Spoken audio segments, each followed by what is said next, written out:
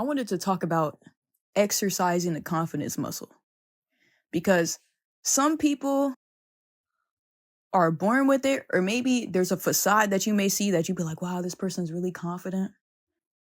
Kind of like how some people are born really fast, or maybe they are really strong and they can pick up a whole bunch of weight. They're really agile in a certain activity or smart or whatever, right? They have talents and gifts. But most of the time, the talent is not going to really take you to where you want to go. It's the commitment to the work that's going to take you to where you want to go. And that's why I know, especially for me, confidence is a vital muscle that I have to continue to develop. And it's taken me years to get to where I am today. And this is speaking from a perspective as somebody who doesn't feel like they are where they know they're supposed to be, but I know I'm on that path to victory. So check this out. Sometimes I feel anxious when it comes to reaching out to certain people, right? I want to share with them my art, or I just want to send love for no reason because I'm just that type of person. Or I just need somebody to talk to because I know that they're knowledgeable in a certain subject matter, right? But I'll experience a lot of anxiety and fear when it comes to reaching out to this person because I'm thinking, oh, what if they find me annoying, or they don't want to talk to me, or they don't like me, or what if I say the wrong things? And I'm thinking, right?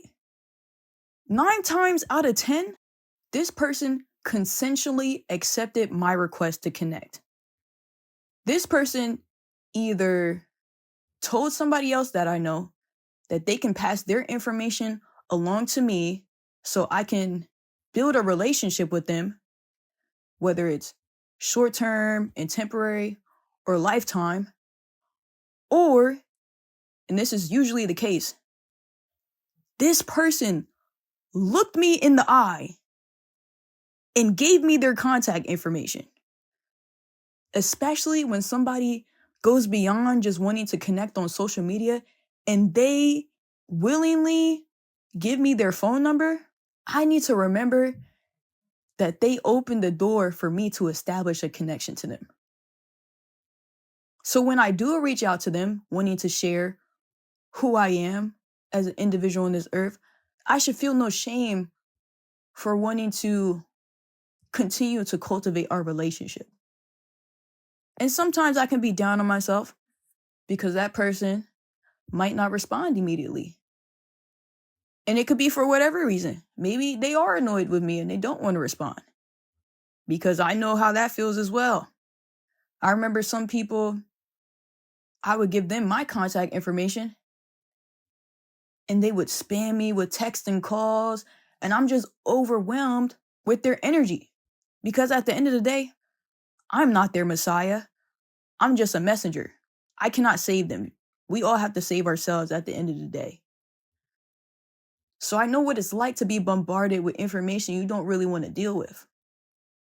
Or even usually, it might be the fact that this person is genuinely busy and does not have the energy to look at a message, formulate a thought to respond to it, and get back to me. That's completely valid because I know exactly how that feels.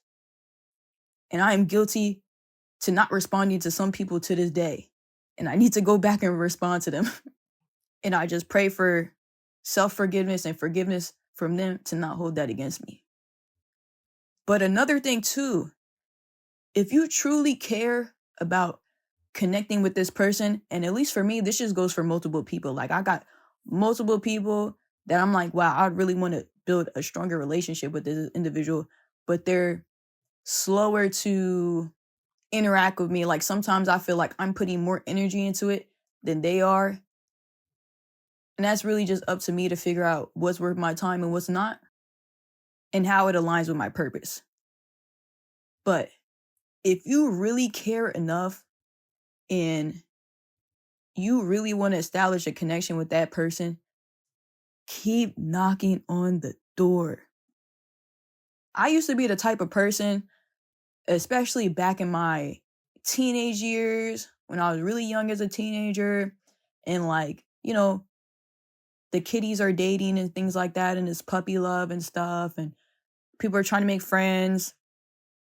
It's this big rule about no contact, and you don't want to double text because you don't want to seem desperate and give off needy vibes.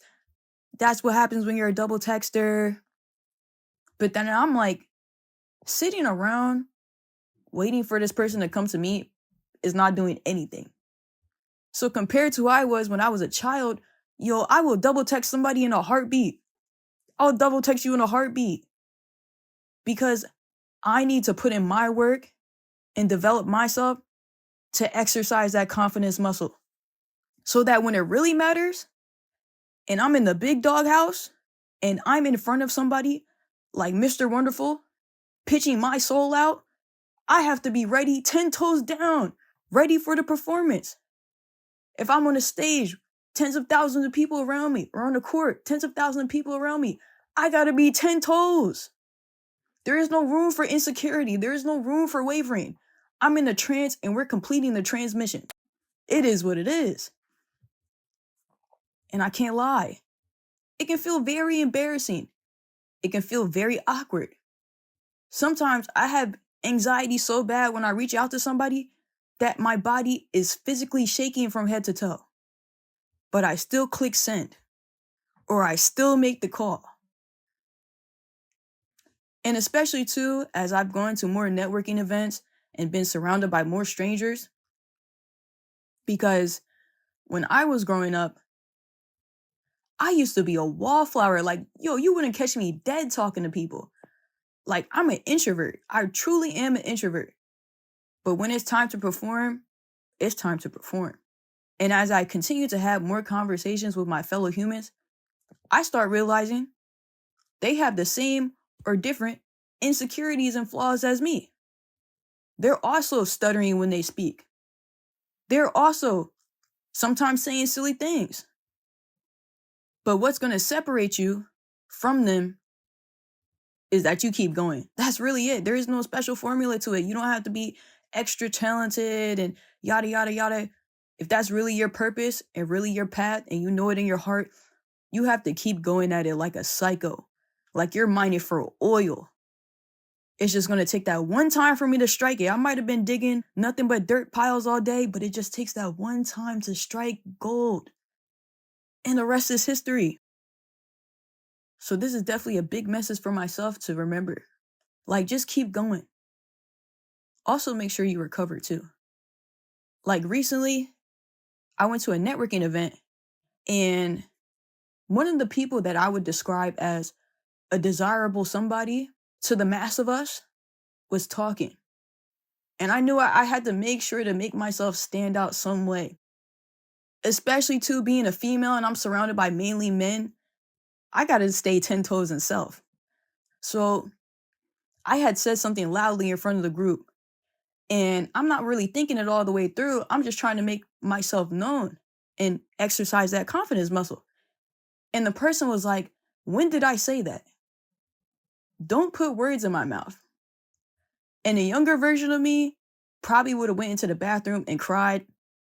But the version I was in that moment, I'm like, oh, I got to put my military cap on. You know, Sergeant is making an example out of me in front of all these people. But it's not the end of the world. Your leader in the military makes an example out of people constantly to make sure everybody's teed up and ready to go. And I took that moment on the chin. And it was almost like nothing happened.